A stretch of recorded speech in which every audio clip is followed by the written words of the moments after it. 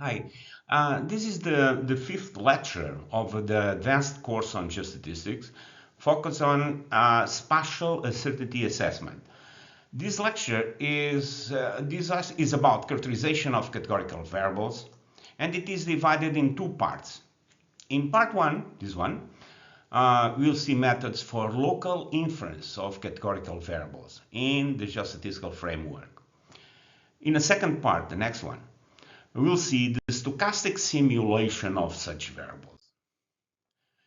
Uh, until now, we have seen stochastic simulation methods of continuous variables.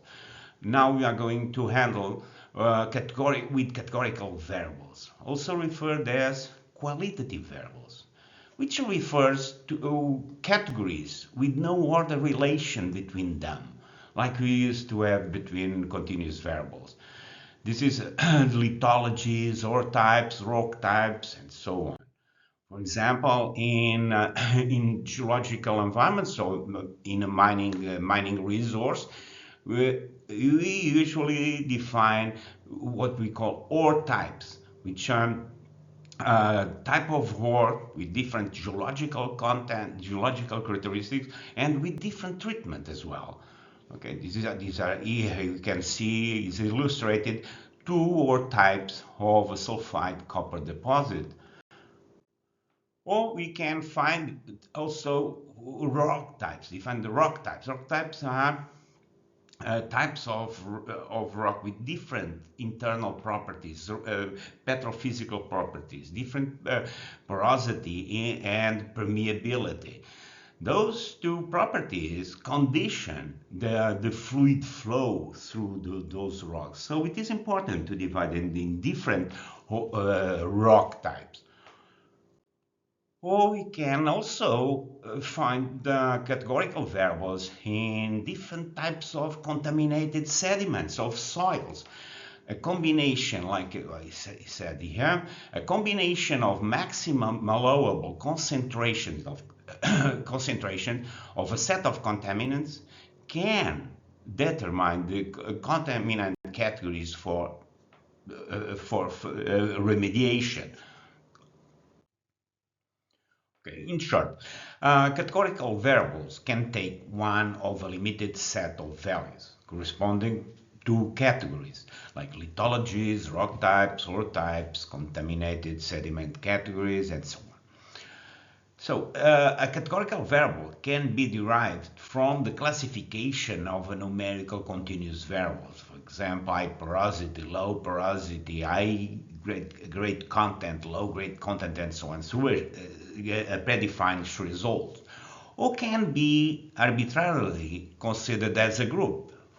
For example, geological classes, sandstone, mudstone, and so on. Finally, categorical variables has no order relation. So here comes the question why we need a model of categorical variables. In this case, is illustrated with contaminant sediments of a river. We must characterize the boundaries of each sediment category as they require different treatment based on their contamination severity. So I need to know the limits, the boundaries exactly to proceed with the planning of remediation. Another example, now let's see a natural resource, a mineral resource. The this let's consider, for example, this is a very simple and naive example. Three ore types. This is a cross section, and the spatial interpolation, the limits of those ore types. Of ore types is to we can with this we can find the boundaries to calculate, for example, volumes and tonnage of each ore types because they have different values. Okay.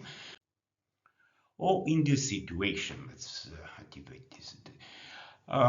For example, well, this one. As each ore type have different metal grades, when we interpolate the grades inside the ore type, we do not wish to mix the grades of other ore type to prevent contamination. Like This equation illustrated here. This is called normally the geological control of grades. Or, for example, when the different ore types have different covariance models, and you wish to impose those models inside, just inside the given ore types, not for all the area. Now, let's see the deterministic methods to model the ore types and the rock type boundaries. Well, the most common one is the deterministic geological models, which are based on geological interpretation of some cross-sections. So these cross-sections are normally chosen in directions of high heterogeneity. So the geologists define the boundaries of the ore types in each cross-section, and after he defined it in several parallel cross-sections, the 3D model comes straightforward. Another deterministic method to model the ore types and rock type boundaries are called wireframe models, which are based on polynomial interpolations, spline, radial basis function, and so on, which are based on control points. Those control points are sample data and sometimes synthetic data, as you're going to see. But let me tell you that these kind of polynomial interpolation methods are quite appropriated, but mostly in those very homogeneous environments, okay? Like, for example, sedimentary structure. Now, in heterogeneous environments like this one, very complex, for example, this situation here, always need a control point, an extra control point, additional control point beyond the data. And normally this is imposed by the expert, the geologist. Otherwise, no interpolation, polynomial interpolation method can do this kind of features here. So I summarize some limitations of deterministic hard boundaries of categories, but all of them comes to the point. These models do not provide any spatial uncertainty measure. The grades inside the boundaries are obtained by stochastic models with uncertainty measures, but there is no uncertainty in deterministic boundaries of the rock type. In mining geostatistics practice, most of the prediction errors come from those hard boundaries between rock types, not from the grades. Okay, in environment risk evaluation for soil contamination, most of the misclassification situations come from the expert hard boundaries between classes of contaminated sediments. This misclassification means that when I decide this is clean or contaminated, and they are not. They are the other way around. Okay, this is the misclassification. So now you are going to see the geostatistical framework for rock type boundaries characterization. Let me tell you that this framework is illustrated with a geological environment. This is a simple cross-section, but can be extended to other application fields like rock type, sediments, contaminated soil categories, and so on. Now, here it is represented a situation with three rock types, the yellow, blue, and red, and here comes the general question: what is the most probable type at an unknown location, x0? This is the point. How I can determine the probability of this point to belong to ore type blue, red, or yellow. Okay, those probabilities.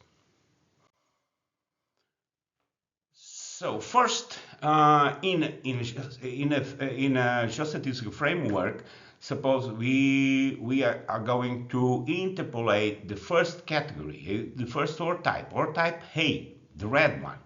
So the first thing we do is to create an indicator variable by coding all sample values with a binary variable indicator whether they belong to A or not. This is the indicator. So note that this indicator has the meaning of a probability to belong to A at a sample location. Okay. So as you can easily see, this can be approached by Kriging this interpolation. By Kriging an indicator, this indicator variable can be the framework to interpolate categorical variables. So here we can, so for the Kriging of indicator variable, which to interpolate category A, this is the mean of A, classical, the variance, which is related with the mean. Spatial continuity can be characterized by the variograms or the spatial covariances, classical, and and those conditions, classical conditions, and biasness and minimum estimation variance of a Kriging estimator or interpolator leads to this system of this called Kriging system of equations. It's a classical that you know from previous course. Now we move to another OR type. Now we to category B or type B, the yellow one. And we have to create another indicator variable that coding the samples with the value 1 if they belong to B, otherwise is 0. Okay, and this is the final estimator of venue point x0 based on surrounding samples. Now here comes one important thing, which is the resulting Kriging methods is no more a binary variable, is a probability that comes from 0 to 1. Okay, this is an example of a probability map. Now we would like, sometimes we like to know, to classify, to know the boundaries, the most probable boundaries of the rock types, not the probability, but the most probable, just a binary map as well. And we have to classify basically the probability maps in a binary map, such as this binary map is the most probable map of the door type that we just interpolated. Suppose two categories, and now we are going to generalize X and complementary X. We want to transform the estimated map of probability to belong to category X into a map with location of the most probable categories X and XC. We want to transform this map into this one here. So this is the one simple classification method. Suppose that MI is the estimated mean of category X. This is the best estimator if we do the average of the Kriging probability values of category X. So, and the classification criteria are basically two. First criteria is a local one, where each little class or type or whatever is composed by the highest probability values to belong to it. For example, as you can see, these red pixels here belong to X, and this blue belongs to XC, complementary. So, but we are going to transform these reds until the final classified little classes accomplish the global mean. So we stop to classify the red when we accomplish the mean, the goal, which is the global mean. Let us see this very simple example of a map with just 20 values of probability, estimated probabilities here. Okay, so with a global mean of 40%, 0.4, this mean. So if we rank the values by decreasing order, I know which are the highest values that globally makes this 40% of values, okay, these height values here. So we can split this vector in category A and B, in two categories, in ones and zeros. This is the classified values of two categories that accomplish the two criteria that we have seen. Now, if we allocate spatial coordinates to the probability values, any classification implies a spatial uncertainty around the hard boundaries, around this threshold line. For example, look at this set of values. Those ones are classified as as X, sorry, and this is complementary. But look at this point here. This point here is 0.5. Why this value is allocated to X? And the other value with same value, 0.5, is allocated to the complementary. So this can be considered classified values with high uncertainty to belong to one category or another. Those values normally are those yellow values ones, those yellow shadows around the bodies. So let's see the meaning of those uncertainty areas, and take this very simple example. Here we can see, suppose this ellipse represents the global model of variograms or covariance, with which we obtain through indicator kriging the estimated probability map to belong to X. Okay, so as you can see after the classification, we can see those blue areas represent the uncertainty.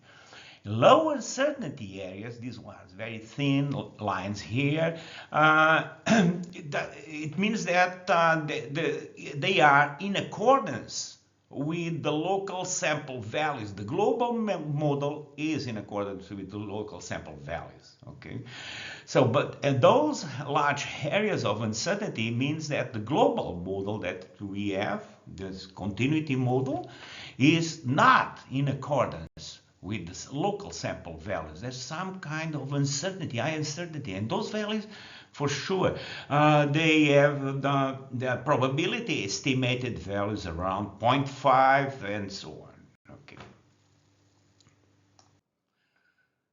So we can define not only two classes, two categories, but also we can define the portion of values with uncertainty, okay, around our boundaries, and you can represent it in a classified map. We do not have just a binary map, but a map with three categories: beyond category A, complementary, and the uncertainty as well.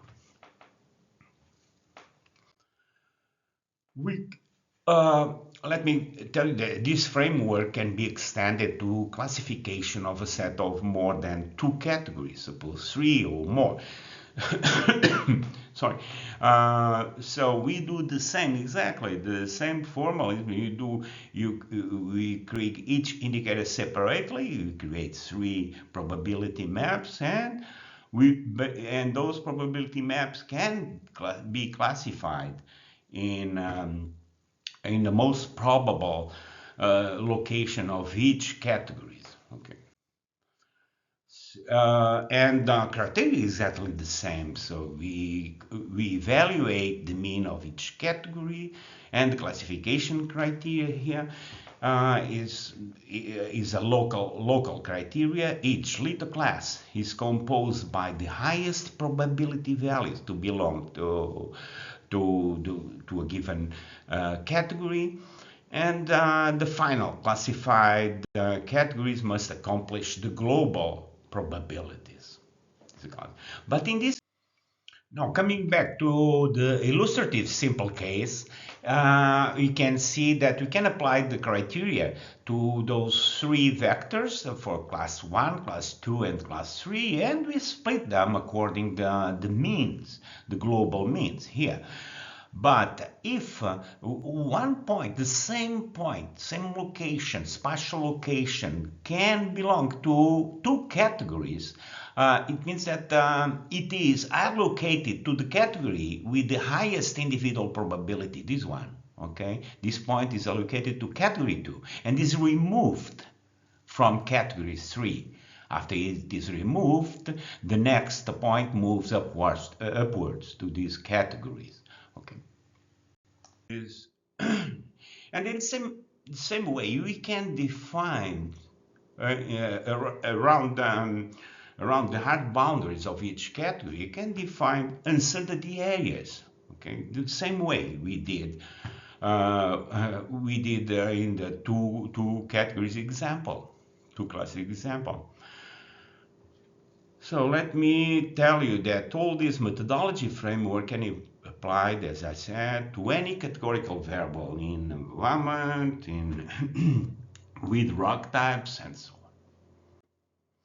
So in part 2, we'll see how to use these tools for stochastic simulation of categorical variables, which is the core part of this advanced course.